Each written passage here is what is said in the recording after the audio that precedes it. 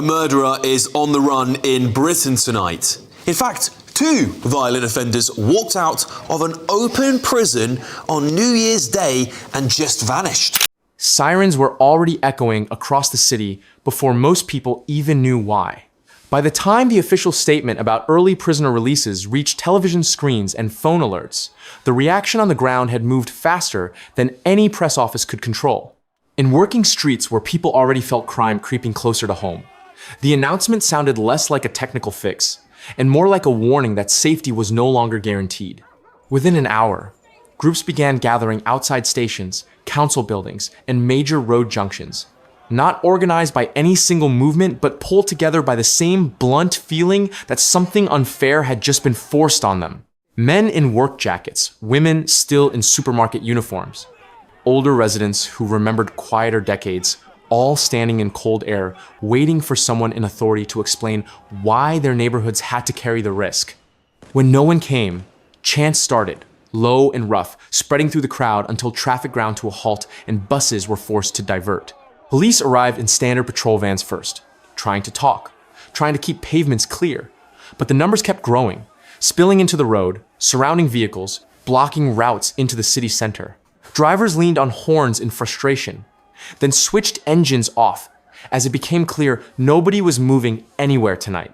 By early evening, the first full public order units deployed, forming tight shield lines across key intersections to stop the crowd reaching government buildings. The mood shifted instantly from protest to confrontation. People at the front shouted about burglaries, assaults, shops closing early, feeling abandoned, while officers repeated instructions to move back. Someone shoved a shield.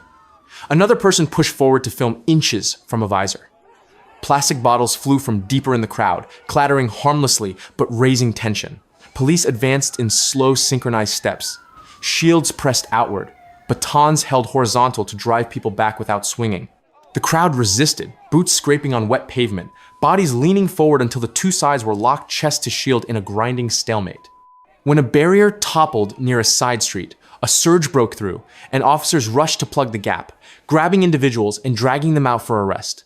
Each arrest triggered a roar from the crowd and a push forward to pull the person back, creating brief, chaotic wrestling matches in the middle of the road before reinforcements forced separation. No gunfire, no lethal force, just raw physical struggle, the kind that leaves bruises, torn clothing, and ringing ears. As darkness settled, the unrest spread beyond the capital into regional towns already strained by rising costs and stretched services. In one Midland city, protesters marched toward a hotel being used for temporary accommodation, chanting for answers about who was inside and how long they would stay. Police blocked the entrance with vans parked nose to nose, officers standing shoulder to shoulder in front. Protesters kicked the metal barriers, shaking them loudly, while others banged on the sides of the vans, creating a thunderous echo that carried down empty streets. A group tried to push through an alley to reach the back entrance, only to meet another police line emerging at a run. Batons struck shields in warning, officers shouting for the group to disperse. Instead, the crowd pushed back, forcing officers into a brief retreat before they regrouped and charged forward in a controlled burst, driving people away from the building. Several fell in the scramble, quickly hauled up by strangers before being trampled. Nearby shop owners pulled shutters down as glass shattered somewhere down the block, unsure if it was deliberate or accidental in the chaos. Transport networks began shutting down one by one. Train services into major stations were suspended after crowds flooded platforms, chanting and refusing to leave. Buses were rerouted or parked in depots after drivers reported feeling unsafe. Taxi apps showed no available cars as roads closed under police order. Entire districts fell silent except for helicopters circling overhead and the distant crash of debris being dragged into the street to form makeshift barricades. Emergency services struggled to reach incidents unrelated to the protests, forced to navigate blocked routes and hostile crowds suspicious of any official presence. Hospitals issued alerts warning of delays, while local radio urged residents to stay indoors unless absolutely necessary. For shift workers trying to get home, it meant long walks through tense streets, passing clusters of protesters, and police staring each other down under flickering streetlights. Clashes intensified near midnight when officers attempted to clear a major square to restore traffic flow. Protesters sat down in the road, locking arms, daring police to move them. Officers lifted individuals one by one, carrying them to the pavement, only for others to step forward and take their place. Frustration built until a section of the crowd surged forward, forcing police to deploy irritant spray in short bursts to create space. People stumbled back coughing, eyes streaming, while others rushed forward with water bottles to rinse faces. The line advanced again, shields pushing, boots stamping, batons tapping against legs to force movement. The noise was constant shouting, sirens, helicopter blades, the hollow thud of plastic on bone. Still, no escalation to deadly force, just relentless physical pressure as both sides refused to give ground. In coastal towns and northern cities, the pattern repeated with local variations. Some demonstrations remained mostly peaceful but tense, while others erupted into sudden scuffles when rumors spread that more releases were imminent. Police commanders reported units stretched to the limit, redeploying officers from routine duties to maintain order, leaving ordinary policing thin elsewhere. Residents complained that burglar alarms were ringing unanswered, that antisocial behavior was going unchecked while resources were tied up in crowd control.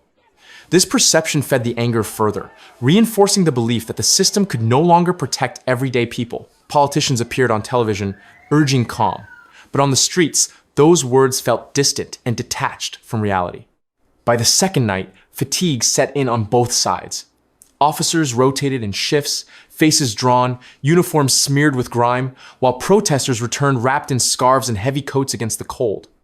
The confrontations became slower, but no less hostile, long standoffs, punctuated by sudden shoves or arrests.